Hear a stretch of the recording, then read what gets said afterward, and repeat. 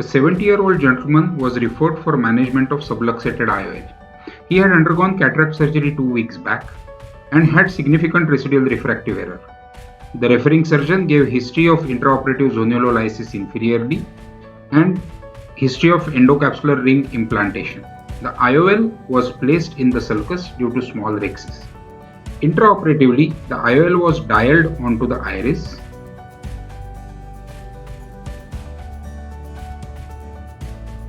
It was cut into two halves using Vanna scissor.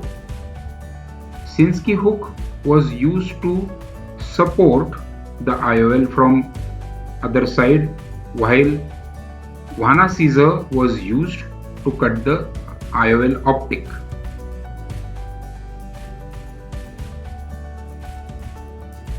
The first half was removed through slightly enlarged corneal tunnel. The second half was dialed so that haptic faced the tunnel.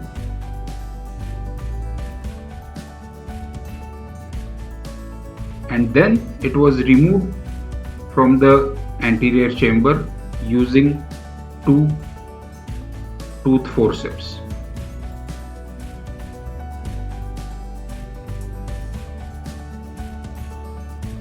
The prolapsed vitreous was reposited into anterior chamber and vitrectomy cutter was used to do anterior vitrectomy so as to clear the anterior chamber of all vitreous.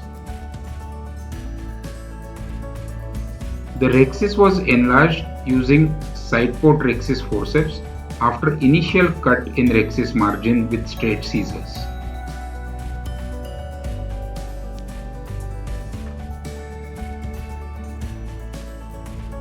A single piece hydrophilic IOL was injected into the bag and then it was dialed into position.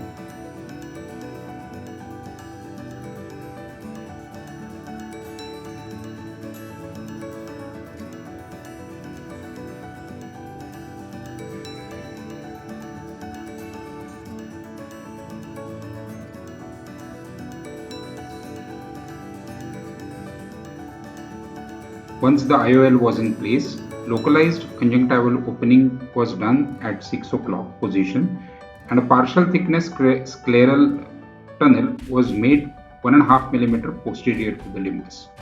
A 10-0 Prolene suture on straight needle was passed through scleral tunnel. It was railroaded out of the limbal incision using 26 gauge bent needle.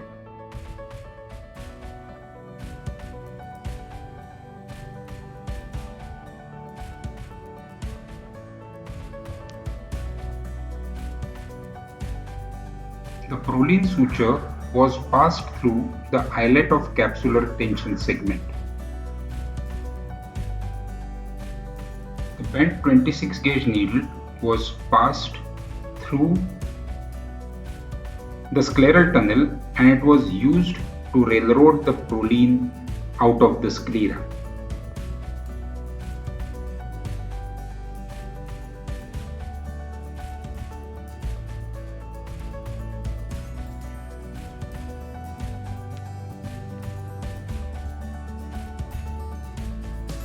The capsular tension segment was inserted into the anterior chamber after making sure that Prolene suture was not getting entangled in any other part than the eyelet. Once it was fully inserted into the anterior chamber, the capsular tension segment was maneuvered into capsular bag using Sinskey hook.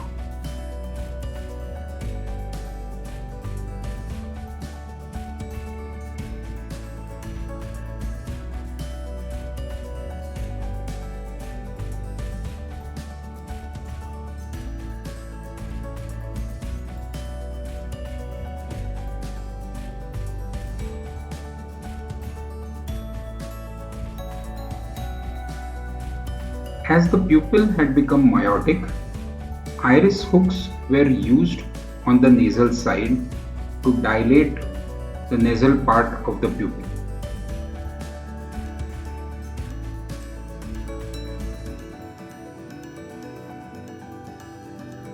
And then under vision, the capsular tension segment was inserted into the capsular bag through enlarged rhexis margin.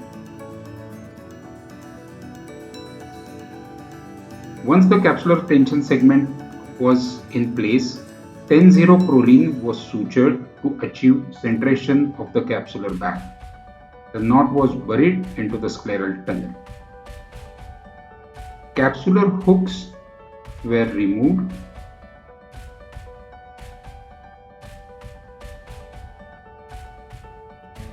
and the limbal tunnel was sutured using 10-0 Ethicon intermittent sutures.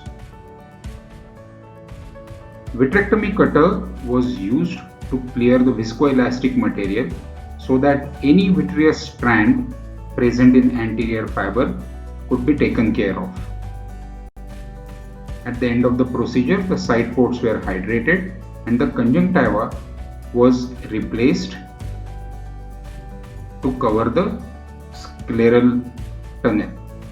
The take-home message is that we can use capsular tension segment in a case of subluxated IOL for achieving stabilization of the bag and excellent centration of IOL. Thank you for your kind attention.